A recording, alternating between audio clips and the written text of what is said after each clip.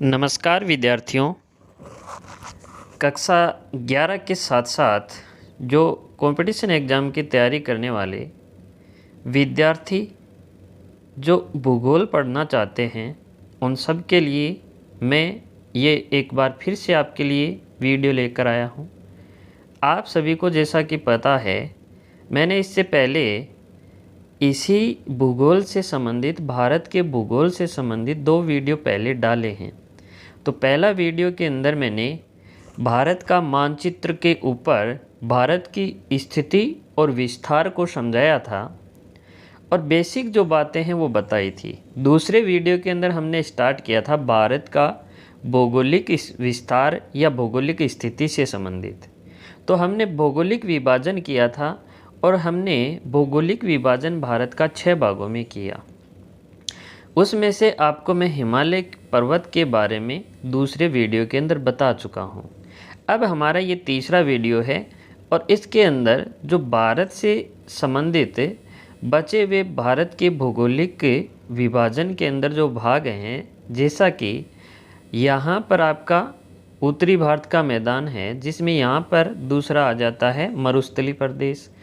ये आपका प्रायद्वीपीय पठार वाला भाग है और यहाँ पर तटवर्ती ये मैदान हो गया। इसके अलावा द्वीप समूह भी आपको बताएंगे एंड लक्षद्वीप और अंडमान निकोबार भी मैं पढ़ाऊँगा। तो हो सकता है ये वीडियो थोड़ा लंबा हो जाए आपके लिए।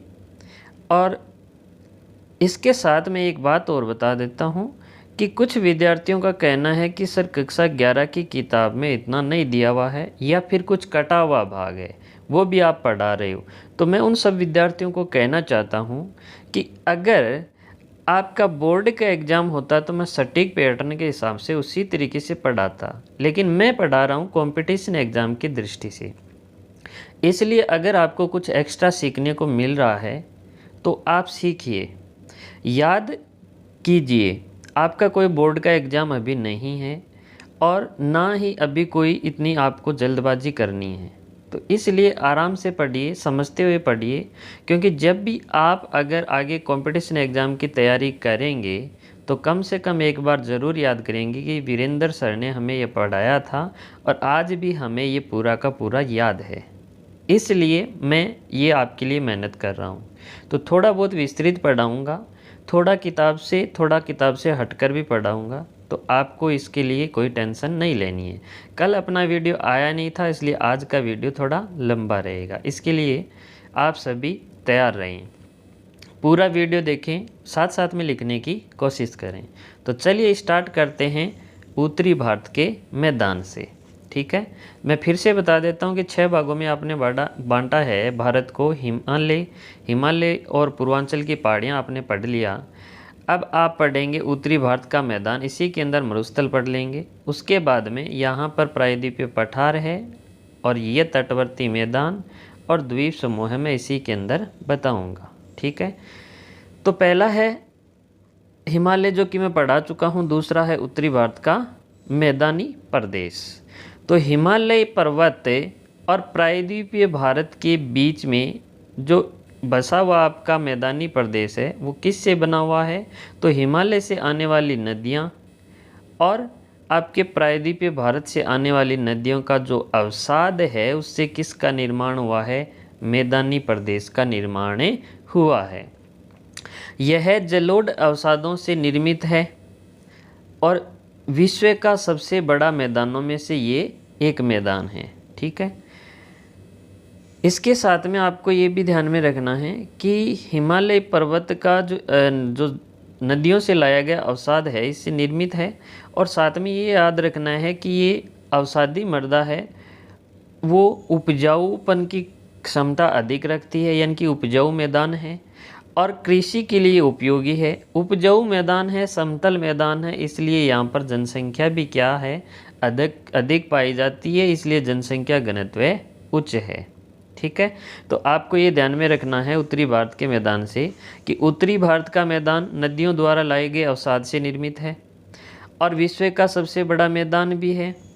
उपजाऊ मैदान है, कृषि के लिए उपयोगी है, इसलिए यहाँ पर जनसंख्या भी अधिक पाई जाती है, जनसंख्या अधिक पाई जाती है तो जनसंख्या घनत्व भी क्या हो जाएगा, उच्च हो जाएगा।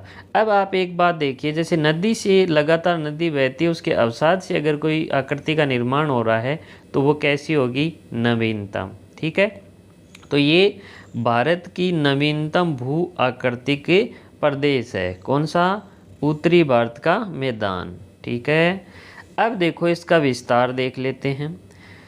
तो लगभग 3200 किलोमीटर की दूरी में 7 लाख वर्ग किलोमीटर क्षेत्रफल में फैला हुआ है और जिसकी चौड़ाई है 240 से 320 किलोमीटर के बीच। एक बार यहाँ पर देखिए, जैसा कि यहाँ से आप देख पा रहे हैं, जो भारत के अंदर आपका उत्तरी भारत का मैदान है, यहाँ से यहाँ तक ये जो फैला हुआ है, इसकी लगभग ये लंबाई है 3200 किलोमीटर और इसकी ये चौड़ाई है लगभग 240 से लेकर आपके 320 किलोमीटर की चौड़ाई तक ये फैला हुआ है। और इसका क्षेत्रफल, किसका, उत्तरी भारत के मैदान का क्षेत्रफल है लगभग 7 लाख वर्ग किलोमीटर। ठीक है, आगे देखो, इसमें ऊंचाई कम पाई जाती है और न्यूनतम ऊंचाई तो है इसकी लगभग 150, सॉरी ये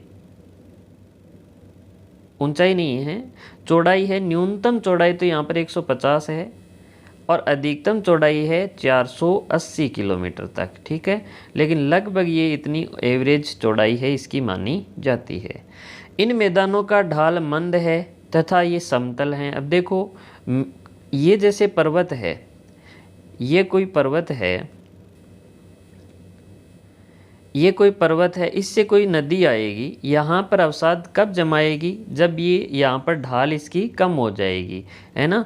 तो अवसादी मैदान से इसका निर्माण हुआ है, तो निर्माण भी किस कारण हुआ है, ढाल के कम होने के कारण। तो इसकी ढाल मंद है और इनकी अधिकतम ऊंचाई कितनी है, लगभग 185 किलोमीटर।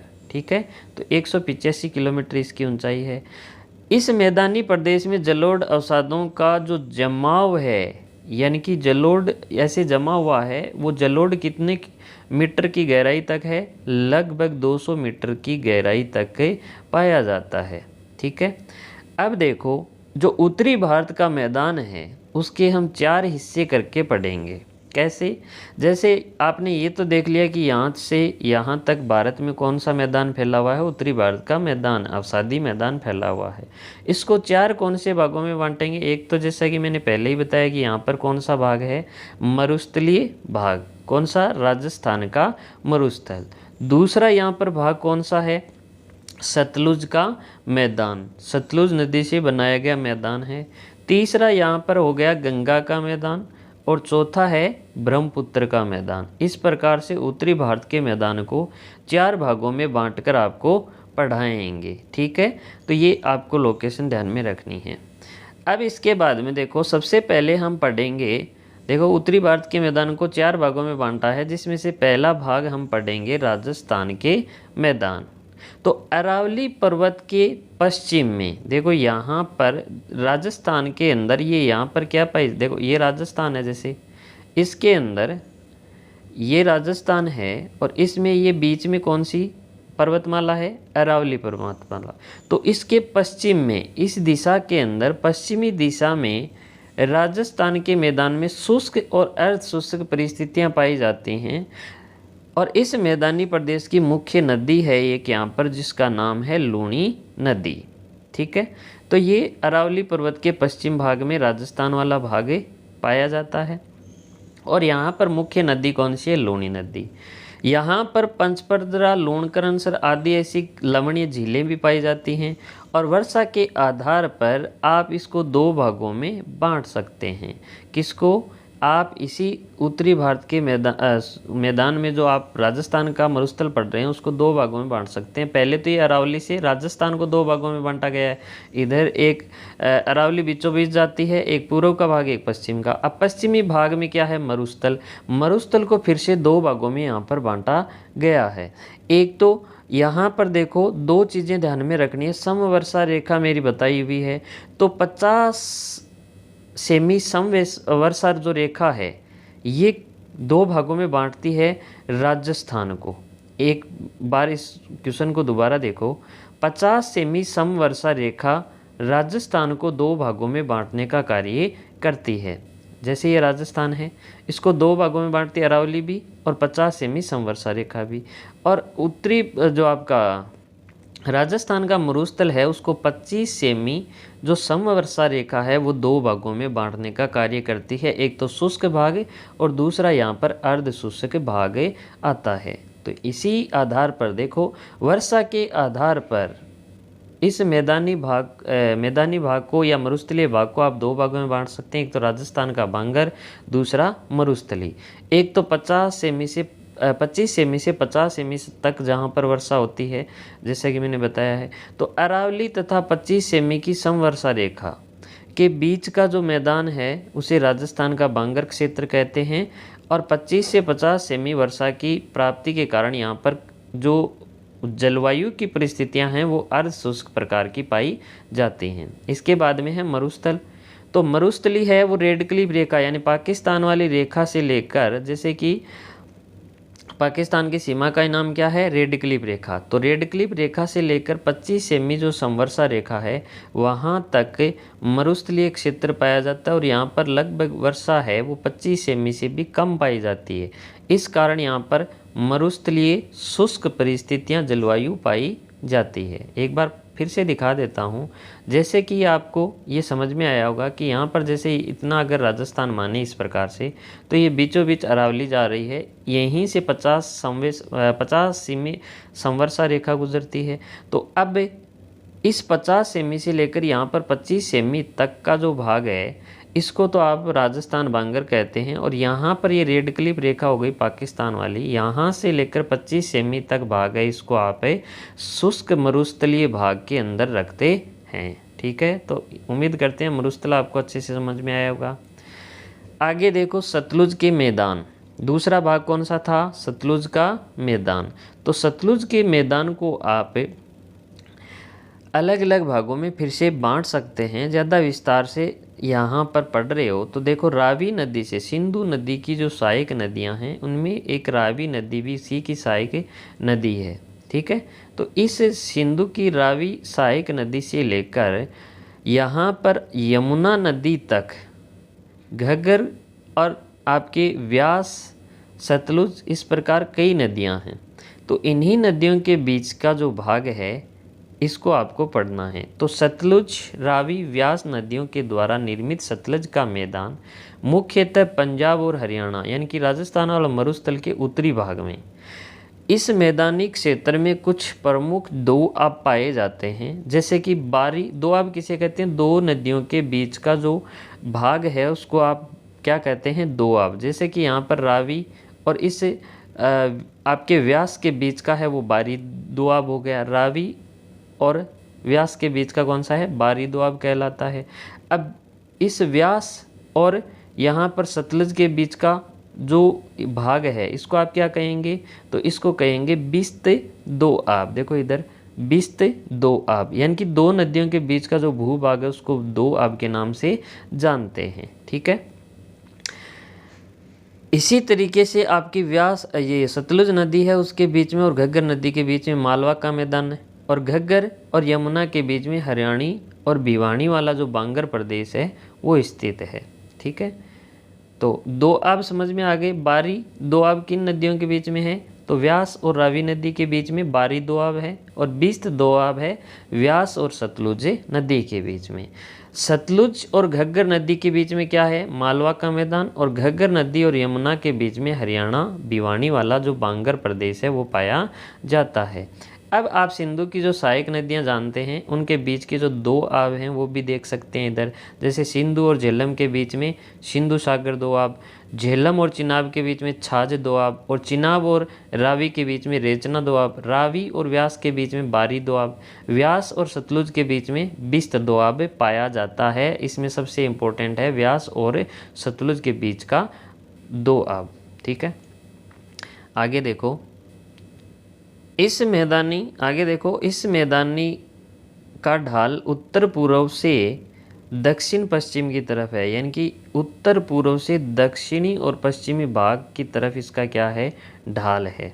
किसका, सतलुज, और सतलुज का जो मैदान है। अगला है गंगा का मैदान। तो गंगा के मैदान को गंगा तथा उसकी सहायक नदियों द्वारा निर्मित मैदानी जो ढाल वाला उत्तर पश्चिम से लेकर दक्षिण पश्चिम की तरफ, आपको पता ही है गंगा नदी उत्तराखंड से पश्चिम बंगाल की तरफ आती है, तो इसको आप गंगा का मैदान कहते हैं, गंगा और उसकी सहायक नदियों का। और इसका विस्तार है यूपी, बिहार, पश्चिम बंगाल, उत्तराखंड से लेकर पश्चिम बंगाल तक इसका विस्तार है। और इस मैदानी क्षेत्र में विभिन्न प्रादेशिक नाम हैं, यानी कि विभिन्न अलग अलग नामों से इसको जाना जाता है गंगा के मैदान को। तो पहला है दिल्ली के पूर्व में रोहिलखंड के नाम से जाना जाता है, लखनऊ के पास अवध मैदान, बिहार के पास मिथिला, बिहार में गंगा के उत्तर में तो कहते हैं मिथिला और दक्षिण में कहते हैं मगध, कोसी और महानंदा के बीच बारिंद मैदान कहते हैं। इस प्रकार से इसके अलग अलग नाम हैं। आगे देखो, इस मैदान में सर्वाधिक उत्पादन, कृषि से संबंधित उत्पादन पाया जाता है और सर्वाधिक जनसंख्या घनत्व भी पाया जाता है। ब्रह्मपुत्र का मैदान, इस मैदान का निर्माण ब्रह्मपुत्र तथा उसकी सहायक नदियों द्वारा किया गया है और यह संकरा मैदानी क्षेत्र है। यह मुख्यतः उत्तरी पूर्वी राज्यों में स्थित है और इस मैदान का उपयोग है वो चावल और पटसन के लिए किया जाता है। ब्रह्मपुत्र वाला असम के आसपास आपको पता है वहाँ पर पटसन वगैरह चावल अधिक होते हैं, तो इस मैदानी भाग को, ब्रह्मपुत्र वाले मैदानी भाग को चावल की खेती के लिए काम में लिया जाता है। संरचना के आधार पर, ये तो क्षेत्रों के आधार पर हो गया। संरचना के आधार पर जैसे कि ये पर्वत है, इसको आप 3 भागों में मुख्य रूप से बांटेंगे। ये पर्वत हैं ऊपर। अब इसके जस्ट नीचे आप देखेंगे यहाँ पर भाबर है, यानी कि 8 किलोमीटर 8 किलोमीटर से लेकर 15 किलोमीटर तक भाबर वाला क्षेत्र यहाँ पर पाया जाता है। 15 किलोमीटर से लेकर 30 किलोमीटर तक तराई क्षेत्र होता है और उसके बाद में इसको जलोढ़ मृदा कहते हैं। और जलोढ़ को आप 2 भागों में बांट सकते हैं, एक तो खादर, दूसरा है बांगर। ठीक है, तो 2 भागों में इसको फिर से आप बांट सकते हैं। आगे देखो, भाबर किसे कहते हैं, भाबर की परिभाषा देख लो। चाहिए वही बात है, 8 से 15 किलोमीटर तक जो चौड़ाई वाला पट्टीनुमा एक मैदानी भाग है उसको आप क्या कहते हैं, भाबर कहते हैं। और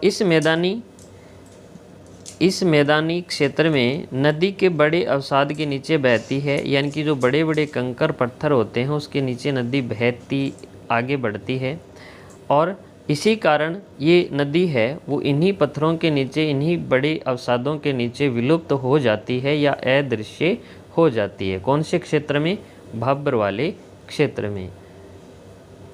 उसके बाद में देखो तराई क्षेत्र, तो भाबर है वो कृषि के लिए उपयोगी नहीं है। तराई क्षेत्र भाबर के बाद में 15 से 30 किलोमीटर के तक दूरी तक ये विस्तृत रहता है और यहाँ पर नदी है वो अनियमित प्रवाह में रहती है, यानी कि कोई वाहिकाओं के रूप में नहीं बहती है। साथ में पंजाब, उत्तर प्रदेश के तराई का मैदान है उसका उपयोग गेहूँ और गन्ने की खेती के लिए किया जाता है। ठीक है, तो तराई के मुख्य जो प्रदेश हैं अब मुख्यतः पूर्वी भागों में भी पाए जाते हैं। खादर देखो, नदी के दोनों और बाढ़ के मैदानों में पाए जाने वाले नए अवसादों को आप क्या कहते हैं, खादर, और पुराने को कहेंगे बांगर। तो यहाँ पर मैदानी नदी द्वारा मानसून के दौरान नए अवसाद लगातार बनाए जाते हैं और उत्पादकता यहाँ पर जो उपजाऊपन की क्षमता है वो सर्वाधिक पाई जाती है, क्योंकि यहाँ पर जो नई मृदा है वो आती रहती है। पंजाब में नदी के दोनों ओर स्थित खादर के मैदान को बेट कहते हैं। ठीक है, अगला देखो बांगर के मैदान, तो यह खादर के मैदान के दोनों ओर पाए जाने वाले पुराने अवसादों से निर्मित होता है। नए अवसादों को कहते हैं खादर और पुराने को बांगर। यह मैदान खादर से थोड़ा ऊंचाई पर स्थित होता है, जहाँ पर लगातार क्या नहीं आ सकती है, नवीन मृदा नहीं आ सकती है। इस मैदानी क्षेत्र में सर्वाधिक उत्पादन पाया जाता है, तो इसमें भी उत्पादन पाया जाता है लेकिन खादर की तुलना में कम पाया जाता है। ठीक है, तो आगे आप पढ़ेंगे प्रायद्वीपीय पठारी प्रदेश, जो कि अगले वीडियो के अंदर आपको बताएंगे। आज के लिए इतना ही।